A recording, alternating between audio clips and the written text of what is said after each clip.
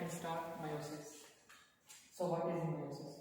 Meiosis is the process in which our parental cells are divided to form our daughter cells. So in start.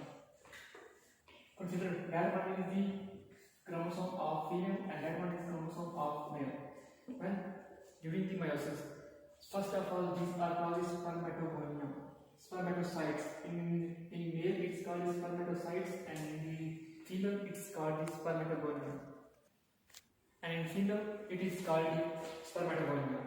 In male it is called the spermatocytes. First of all, the spermatocyte is during meiosis, it is converted into this primary spermatocytes. That one is primary spermatocyte. It contains, as you know that in that one, that contains only one chromosome. It also contains one chromosome. So number of their chromosomes are in male and female are 23 and 23. Total are 46 chromosomes that are normal. Then on the basis of their chromatids, on the basis of their centroids, we can differentiate into number of chromosomes. It contains also 1n and it also contains 1n. So total are 2n. And on the when we have to count number of genetic information and DNA, we can it can be counted by their number of chromatids. It also contains one chromatid and it also contains one chromatid. So their DNA female contains 1n and plus male also contains 1n. So total DNA is 2n in spermatogonia. In spermatocytes it contains 2n on the basis of their DNA and it also contains 2 small n on the basis of their chromatids and centromeres. And these are then its next step will be from primary spermatocytes. As you can see that it contains 2 chromatids, one chromatid and second one this. That is formed due to duplication of DNA. That DNA will duplicate and form its a homolog chromosome, and you can see that it contains 2 chromatids, chromatid 1 and chromatid number 2. So on the basis of, we can now count number of DNA on the basis of chromatids and number of chromosome on the basis of centromere. As you can see that it contains only one centromere. It also contains one centromere. So we can count now.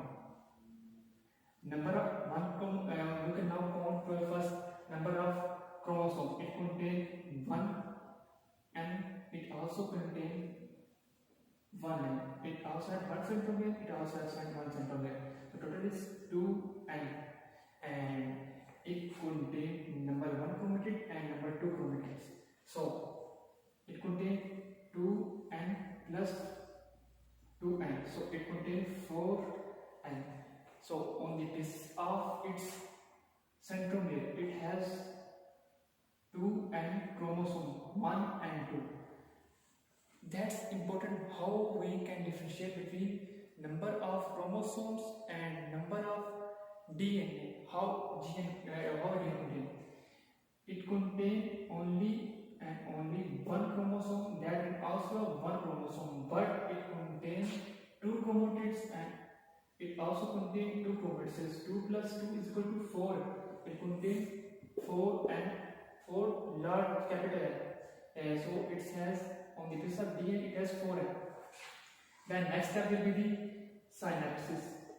Many students cannot differentiate between the synapses and synapse. Synapse is the process through which our neuron can work. It contains presynaptic and postsynaptic.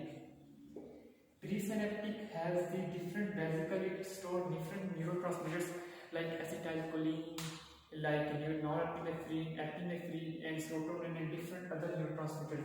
So synapse is the important in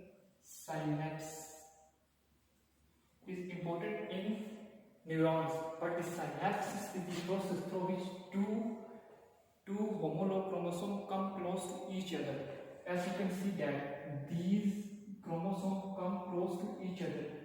That is called the synapses.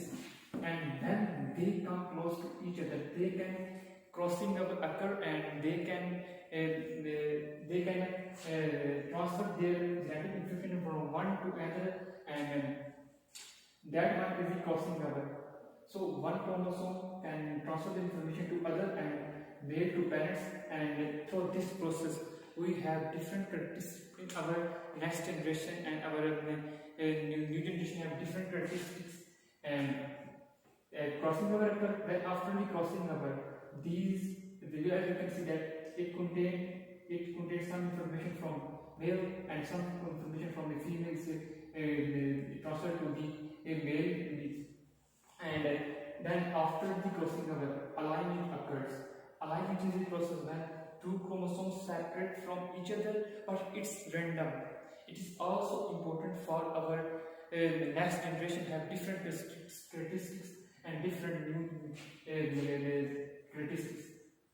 It's important in alignments. Then when these are two separated and the individuation of the way occur, and it is converted into two new cells. And this is the end of our meiosis 1, and it is converted into the secondary spermatocytes.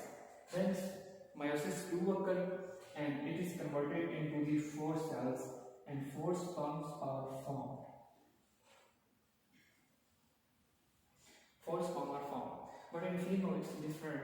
A female has contained 3 polar bodies and only 1 ovum. And that's end of my